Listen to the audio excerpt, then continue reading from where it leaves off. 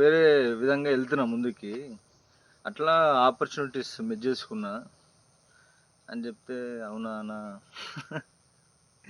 అని అంటాడు. అంటే సరే ఇప్పుడు మనము ఏదైనా మన ట్రాక్‌లో వెళ్తుంటాం. కానీ మనకి ఏమైనా ఆపర్చునిటీస్ వస్తే అప్పుడు వాటి గురించి కూడా ఆలోచించాలి యాక్చువల్లీ. ఇది అయిపోయిన తర్వాత చూద్దాంలే అంటే, పనిలో పనిగా ఇది కూడా ఒక పని నడుస్తుంటది. ఆపర్చునిటీస్ మళ్ళీ నాకు ఎక్కడొస్తాయి చెప్పండి?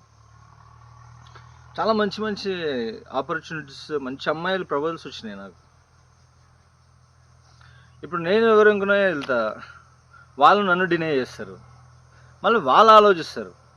అంటే వీళ్ళు సేమ్ నాలాగానే చేస్తారు మళ్ళీ. నేను కోరి దగ్గరికి వెళ్ళినప్పుడు ఏదో ఆలోచించి ఏదో అనుకొని ఏదో అనేస్తే మళ్ళీ మనము ఎట్లా స్టెప్ తీసుకుంటాం? వాళ్ళంతటా వాళ్ళు వచ్చి కమ్యూనికేట్ చేసేదాకా మనకి ఏం ఆప్షన్ లేదు కదా. తర్వాత కట్ అయిపోయిన తర్వాత చాలా రోజులకు, చాలా సంవత్సరాలకు ఏడ్చి ఏం ప్రయోజనం ఉంటుంది?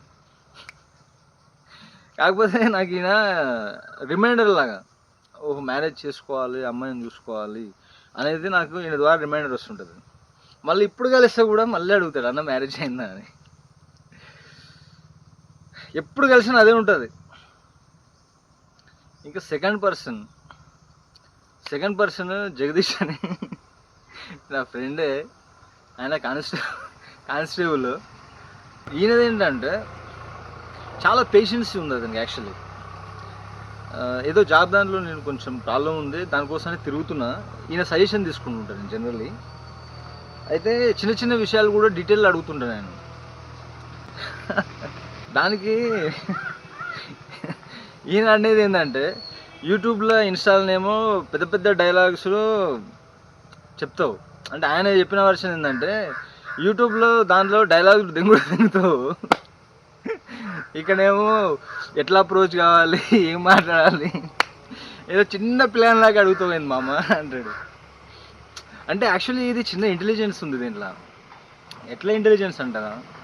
ఇప్పుడు నేను ఎవరినో ఒకరిని, లీడర్నో లేకపోతే అధికారినో లేకపోతే ఎమ్మెల్యేనో ఎంపీనో కలవడానికి వెళ్తా కదా. అక్కడ వెళ్ళినప్పుడు ఏంటంటే ఆయన నేచర్ ఏందనేది నేను తెలుసుకొని ఆయనతో ఎట్లా మాట్లాడితే, అంటే ఆయనకు నా ప్రాబ్లమ్ని ఏ విధంగా నారేట్ చేస్తే నాకు పని చేయడానికి ఛాన్స్ ఉంటుంది అనేది వీళ్ళ దగ్గర నుంచి టిప్స్ తీసుకుంటాను నేను. ఎందుకంటే వీళ్ళకి ఆల్రెడీ వాళ్ళ గురించి కొంత అవగాహన ఉంటుంది కాబట్టి.